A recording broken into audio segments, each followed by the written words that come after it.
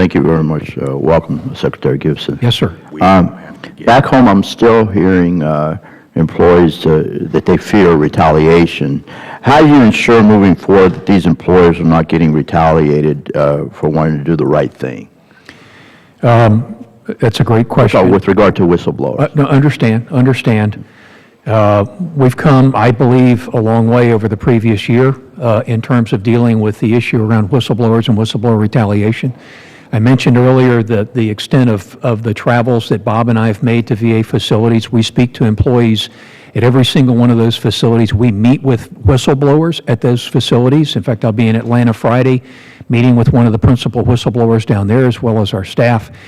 We make it clear consistently that retaliation against a whistleblower will not be tolerated, and in fact, we model behavior that says, in fact, what we're looking for are employees that will raise their hands and help us find ways to deliver better care for veterans. The administration of discipline as part of leadership is something that happens all over the organization.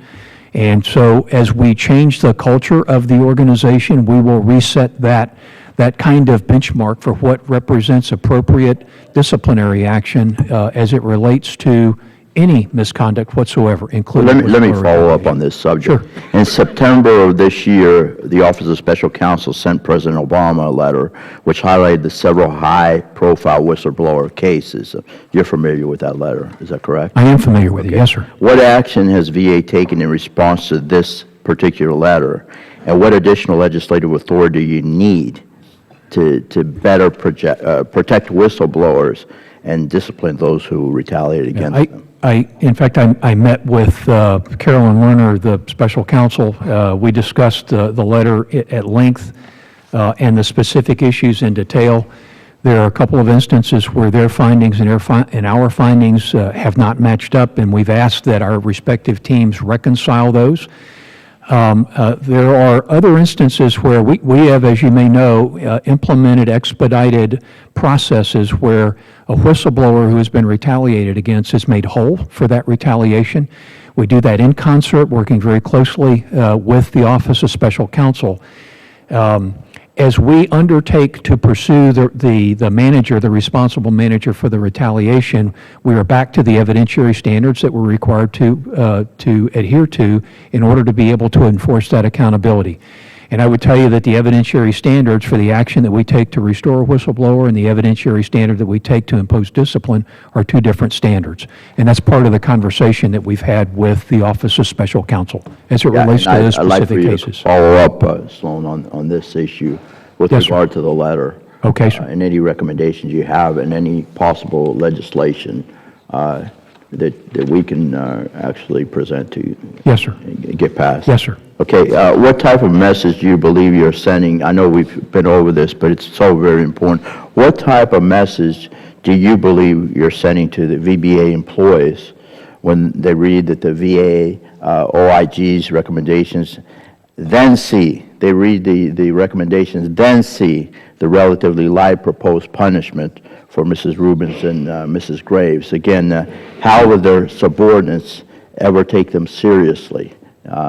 Please answer that question directly. Well, as I mentioned in my oral testimony, which obviously rubbed folks the wrong way, I believe what oftentimes happens today is there's an allegation made, whether substantiated or not, and what happens is investigations get launched and media gets contacted in their stories, and at that point, the individual becomes guilty until proven innocent. And I hope the employees of VBA, the message that they will get is that their leadership is committed to doing the right thing, that we are committed to holding senior leaders accountable for their behavior, but that we are also committed to doing what is supported by the evidence.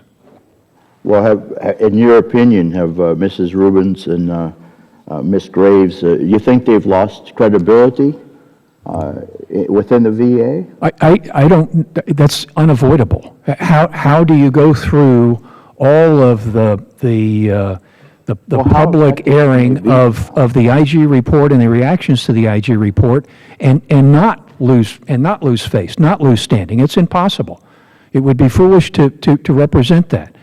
But I'm not going to propose a disciplinary action that's based upon a media coverage or an opinion that is expressed in an IG report if it is not supported by the evidence. That's just doing the right thing. It's that simple. And I honestly, I meant what I said.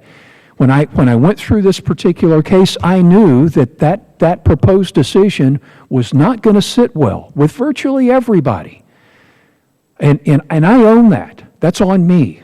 But at least I can look at the mirror and be convinced that I made the right decision. I look forward, once this case is concluded and the appeal process has run its course, I look forward to meeting with any member of this committee to discuss in detail the substantiation of my decision and providing to any member of this committee the full body of evidence, unredacted, so that they can form their own opinion as to whether or not I made a decision that was that So I'm I own concerned that. about That's our part of the veterans. accountability you Bottom see coming line is, here. I'm concerned about our veterans. Yes, sir. What type of service Yes, sir. they receive. And I'm concerned about that too. Well, Yes, thank you very much. I yield back, Mr. Chairman.